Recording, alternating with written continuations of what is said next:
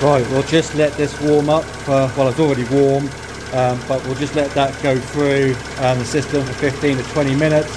I like to warm the engine up first before putting this in, because the engine oil is already quite thin, so I think it will help work better. I'm not really too sure, but yeah, I just like to put it in when the engine oil is already warm. Yeah, so we'll let it idle for 15 to 20 minutes. We'll open the door up so we don't get smogged out, and we'll come back to you when we're ready to get it up in the air and drain the oil. Right, that's 20 minutes of idling done. So what we're going to do is we're going to get up on the ramp, get it up in the air, and then start draining the oil and getting the filter off.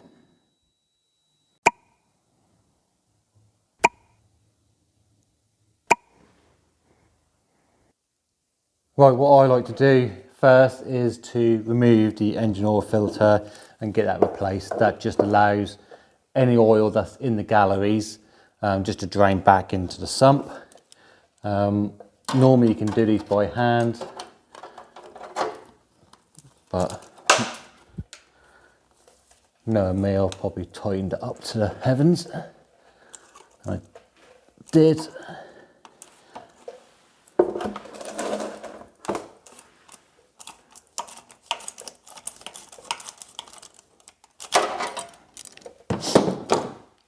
And just be careful as well, because the engine oil will be hot.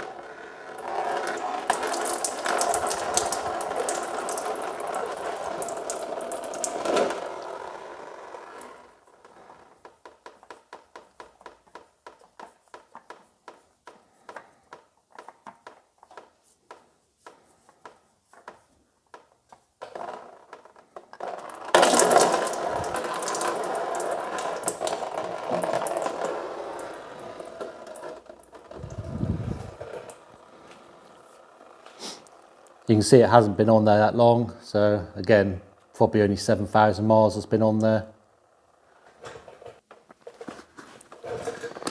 Now they have changed these filters since I last put them on there, and I've gone to these black ones now.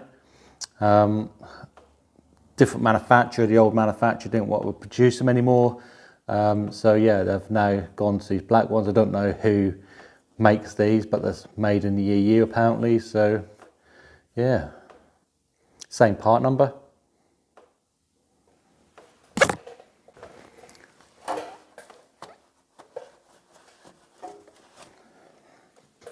So just a little bit of old engine oil on the seal, that just helps that.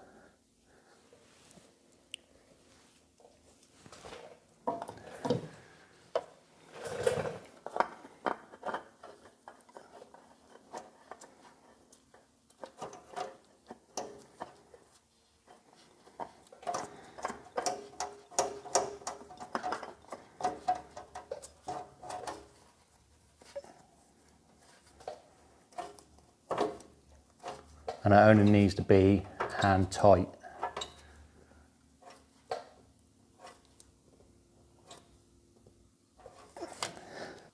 Right, now the filter's changed, we can undo the sump plug. Get a drain pan ready. Again, this is going to be very watery and very hot, so just be careful when you take the bung out. Try not to drop it in the old oil.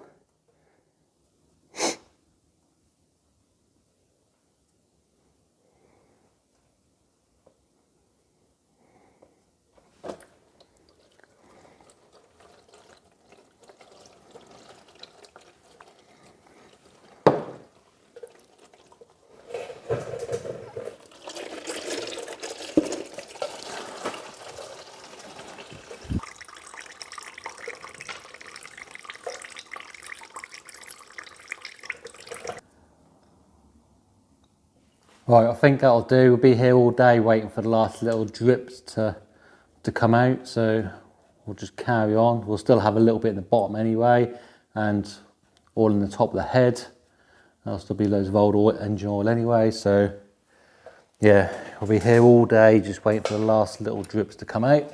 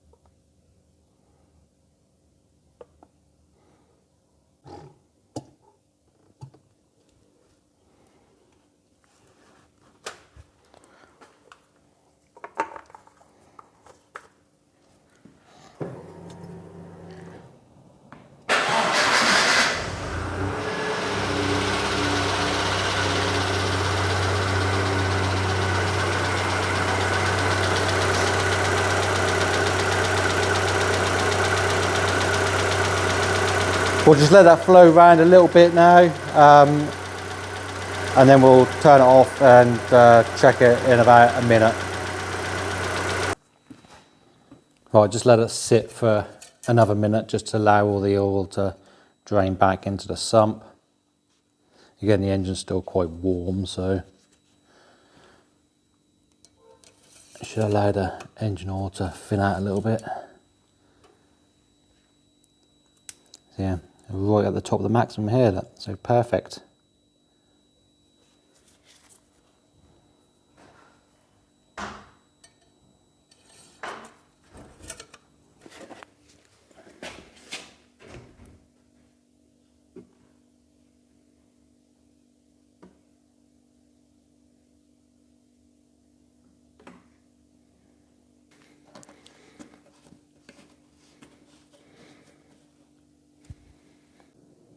Right, a nice quick little engine oil change on the little streetwise.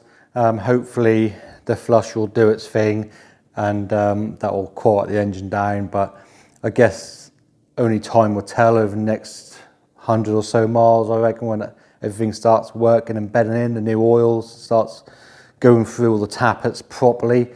At the minute it don't really sound any different, but again, the new oil's still got to go through all the tappets and chuck all the old oil out of the tappets. So yeah, we'll just wait and see, I guess. Yeah, so cheap little service kit, basic tools, and it's just peace of mind really, that it's going to protect the engine for a little bit longer anyway. So yeah, you don't even need a ramp or a jack stand or anything like that. You know how high this thing sits, you can probably just do it on your driveway as it is, to be honest with you. Just use your mum's favourite Pyrex dish as an oil drain and away you go. Yeah, so not really much more to add on that. So I'll update you on the next video to see if it's made any difference, but I think I'll just keep doing that every 5,000 miles and just keep it ticking over. If the engine packs up, the engine packs up, you know, the plentiful little 1.4. So yeah, we'll leave that here for today.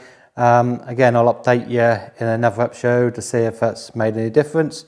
We'll just keep on doing the servicing every 5,000 miles and just hopefully that will just keep it going. But for now, thank you for watching and we'll see you in the next video.